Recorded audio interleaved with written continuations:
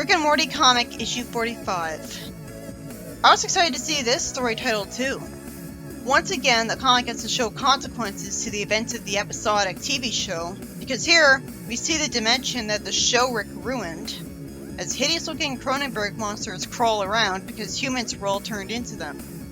One of them gets killed by a thrown spear because of Summer, the first Summer that was ever seen in the show. She celebrates, calling it an ugly freak, and Jerry's dialogue is unintelligible.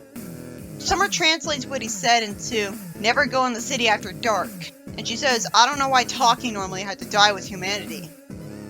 If the writer knows it's stupid, he shouldn't write it. Jerry makes me wonder why he waited until now to tell Summer how to filter the water, explaining that one day she'll be alone and have to do this herself. Then Jerry calls her attention to another Cronenberg, and Summer's spirit just avoids Cronenberg Morty, an alternate dimension version of Morty, who Summer recognizes when he says, "Oh gee," Jerry doesn't, and just insults Summer, only to not bother going after him himself. Jerry impresses Beth, and they start passionately kissing in front of Summer, after Jerry brought Beth's home some hunted animals for food, which implies that if they lived in the caveman days, they would have gotten along great. Jerry actually thrives better as a caveman than anything. Was that a stealth insult? Because all I'm thinking about is how badass he is and how things are actually going well for him now. Good. Summer then asks her family nervously if they ever wonder what happened to their Rick and Morty anymore. Jerry reminds her angrily that they don't speak of them, naturally because he must have blamed them for their planet's ruin. Jerry says that all he cares about is keeping this family safe, and Rick and Morty only ever put them in danger. He says that the whole family agrees that they're happier because life is easier, less complicated. It's certainly a more nuanced view, showing their post-apocalyptic life as ironically happier. Summer doesn't have to worry about getting good grades and getting a college that would accept her and trying to figure out what job to get out of millions of different jobs out there. And Jerry isn't nagged for not having a job because there are no jobs to get. So there's only one option, and he can just go do it. And Jerry has a good point. He says that if Rick and Morty were turned into monsters, they try to kill them all anyways. And Summer says she misses Morty. Out alone at night, Summer says she's so happy Morty's alive. See, Morty explains that he comes from a Cronenberg world that Rick goofed up and made everyone normal humans, who he calls monsters because this is better written dialogue than the show, where he said normal humans in his hilariously expository dialogue, which was hopefully written really stiltedly on purpose just to be funny. Realistically, they hated it here because everyone here is a mindless savage, just like the humans Rick made. Then it's explained that they didn't come find Summer because they assumed that her family would have survived at all. Summer says that's fair, and Morty explains that he needs her help because his Rick is up to something bad. Being here in a world full of monsters doesn't have to practice being polite to has made his Rick even darker, to the point where he's called a meeting of all the evilest Ricks in the observatory. Summer says that all the Ricks are bad. Then we see Rick say that in 2 hours they'll free the most powerful evil Rick from his prison to raise the multiverse and grant them unlimited power. One of the Ricks with them is a black magic Rick, and another is the inevitable sci-fi politician Rick. Then they all hail an old god Rick. So that Rick turned himself into an old god? Why? Why didn't every Rick do that? Morty says that he found something that could stop them. Summer definitely looks better with her hair down, but not by much. Morty says that the neutrino bomb from the spaceship of Summer's grandpa will destroy them all. Want to destroy more than that? That neutrino bomb was meant to destroy this whole planet! How do they expect to weaken the bomb? A bomb weakener that Rick would only use to protect himself in one very specific rare situation? Morty says that he couldn't fit in the spaceship, and Summer gets led towards a bunch of monsters.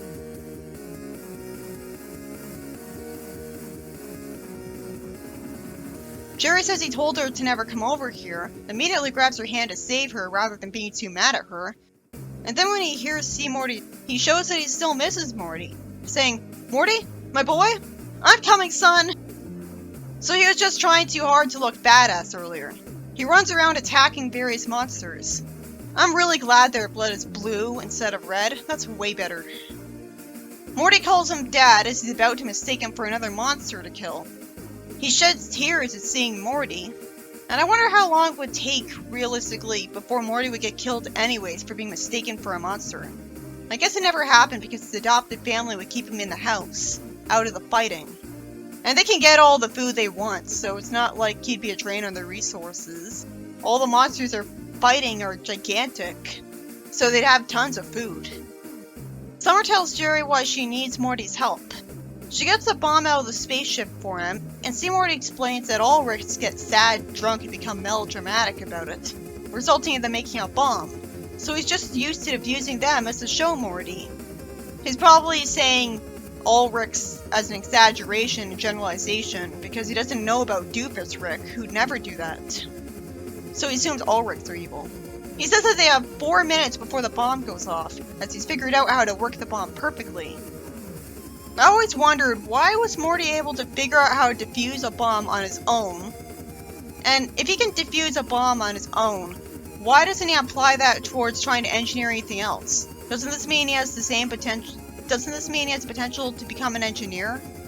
I mean, an engineer isn't the same thing as a bomb diffuser, but like, he knows how to get technology to work and to not work. So he has potential. It's surprising the show didn't do more with that.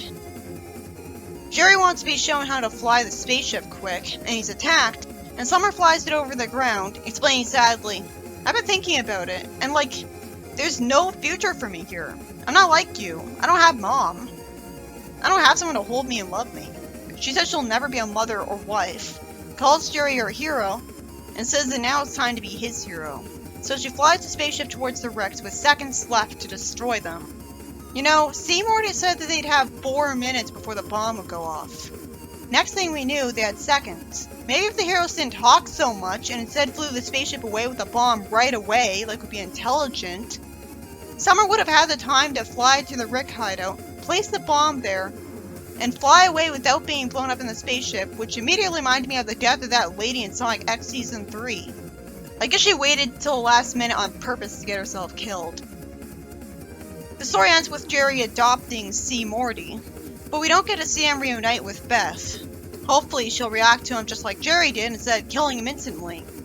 Because adopting someone that looks like a monster like that could be what puts the strain in their marriage back. So this would be a better happy ending if we saw her accept him. This issue is about the aftermath of what happened in the world the show started out in. In alternate universe, Cronenberg Morty runs away from his Rick to get Summer's help in flying a neutrino bomb to destroy the most evil Ricks in the universe, who are trying to take over the universe by racing it. It'd be simpler if they were just having the same sentiment as Rick when he wants to use the neutrino bombs, instead of wanting to rule after destroying people. Ricks can make brainwashing chips. We saw that in the Pocket Morty's arc. They could take over a world just by doing that. If Rick thinks nothing matters, why would he have the motivation to run countries then? So Summer sacrifices herself in the explosion because the heroes wasted all their time talking first. If Summer hadn't made a big dramatic speech in case she'd get killed, she would have survived. But based on what she was saying, she got herself killed on purpose. Good thing we got to see her family adopt Cronenberg Morty. I guess the reason there was a world that was always Cronenberg's when they became that way because of a love potion Rick made for Morty that combined with the flu, is that a Rick time traveled to the past and then used the potion on his Morty there. And it was used so long ago that the people there didn't have any records of what life was like on Earth before Cronenberg's. But part of the combo love potion flu's problem was that it made them all mindless savages. How would the Cronenberg Rick and Morty not be like that? It's not like they were Cronenberg by a nuclear bomb that anyone could make. It was something only a Rick could do to them. A Rick would have to intentionally make a modified version of the potion so that it would not make them mindless savages, but still make them Cronenbergs. Maybe so they could all be his intimidating army. And then he died before he could use them. So long ago that they think their world was always full of Cronenbergs. Anyways, it's a good thing the issue tried to make up for the sad ending by having Jerry adopt a new Morty. Jerry and Summer sure do love him if they're gonna still want him around no matter how hard he is to look at. Doesn't Morty have every reason to come to the same conclusion as Summer, though?